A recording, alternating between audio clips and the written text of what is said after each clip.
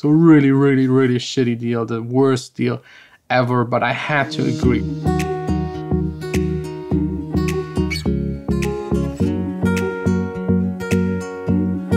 Talking about forever.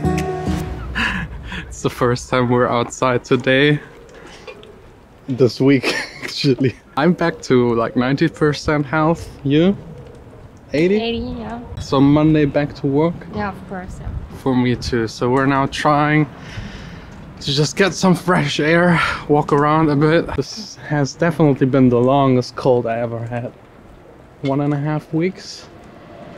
Yeah, well, you've been sick quite long, but it's the hardest one, I guess. Yeah, definitely. Those little kids from that singing contest, they have like all collective bacteria.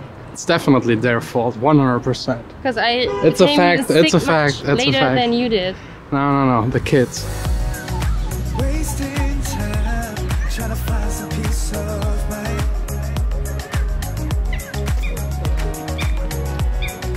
Feel so high, can't seem to get enough. You're the only remedy. Okay, enough relaxing. Back in the studio, you usually need a little bit of a break to just go back to making music, taking care of the business stuff. Walking around that park was enough. It almost chilled me so much that I felt like staying at home, but I just can't. I have to be here. Like my inner self pushing me, just trying to make as much as I can. But before getting to anything, we need to talk about yesterday's video. Apparently some people didn't really understand it. I got a lot of complaints in the comments and also private messages on Instagram. If you've missed yesterday's vlog, I was checking songs, worst track submits that were on purpose made really bad. It's a competition. It was a competition for Valentine's Day where we recorded a couple of snippets. A fun thing we do usually like 2 to 3 times per year. Just because I think it's fascinating to listen to songs that are purposely made bad, and it's kind of an art form and a challenge to just think outside of the box. So this is always really fun. But some people didn't get that it's like a competition on purpose with bad songs. They just thought I'm listening to demos and bashing them really hard. I mean, I mentioned a couple of times in the video that those are worst track submits, and just from listening to them, it should be actually clear because they all use the same kind of samples. They were really bad, but some people just didn't get it, attacked me and told me I should shut up and what I'm thinking to judge other people's song. But I've actually never ever in those 3 years of daily vlogging, I've never ever picked apart a song of someone, and especially not demos. I actually never play demos publicly. I listen to them and get back to that person, but I never play them here on the vlog because these demos might be sent to another label and they still should have the same chance with that other label and not have their music being played publicly. If you send me a track submit, that's a whole nother story. Those are songs where people want feedback and want to get feedback, and they know that I'm sharing that on my vlog. So I separate those two, and the worst track submit thing is something entirely different and just something fun. So please relax. If you don't watch every single vlog and you might not get something, then just leave a comment and ask about it, but don't start like with threatening me and being really, really mean. And speaking of really mean, today is actually a day where I'm finally allowed to talk about something. It's an old contract, so we will do a really quick hangover without an actual hangover story time.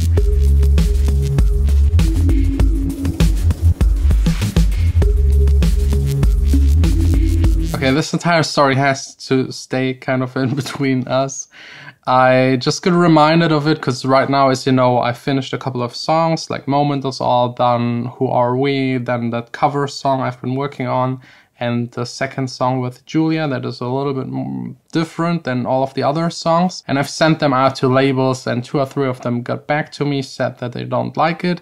2 or 3 got back to me and actually proposed to me how to actually release it on their label. Good labels, so I'm happy about that, but I'm not sure if I will take those deals because they're usually really, really shitty deals. That's just the case when no one knows you and you didn't have a huge hit.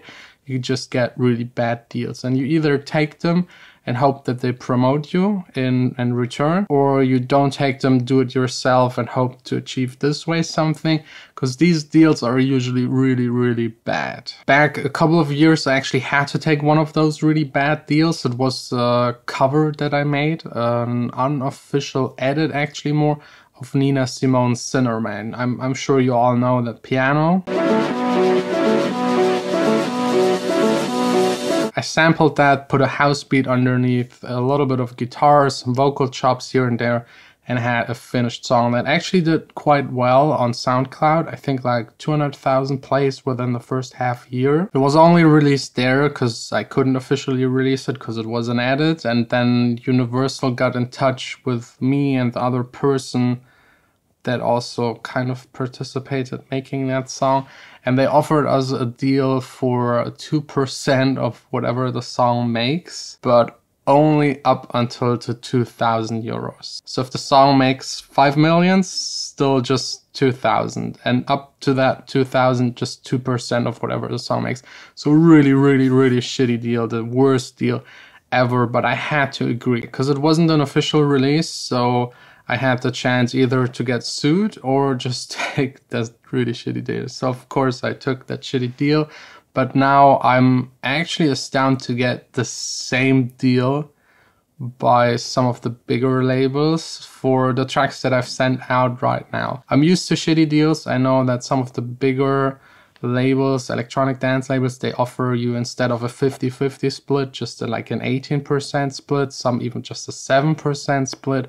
But now it's so bad that I'm actually getting 2% splits and capped to a maximum of usually 2,000 to 5,000 euros. And it's a hard call, because if it's a big label, and usually the majors do these kind of bad deals, you might blow up as an artist and you can like shit on the deal and forget about it, but I still think it's very unfair to do something like that with an artist, just because I'm like always for the fair side and treat someone like he's supposed to be treated. I mean, that person made the song, he should get actually like a 50% deal, maybe like a 30% deal if in exchange they do a lot of promotion. But even that is not guaranteed in that contract. It just says we can do whatever we want with the song and you get 2%. So right now I'm thinking about just doing the songs on my own label. It's a lot more work and I might not reach as many people, but at least I got a better feeling releasing those songs and not feeling like being totally screwed.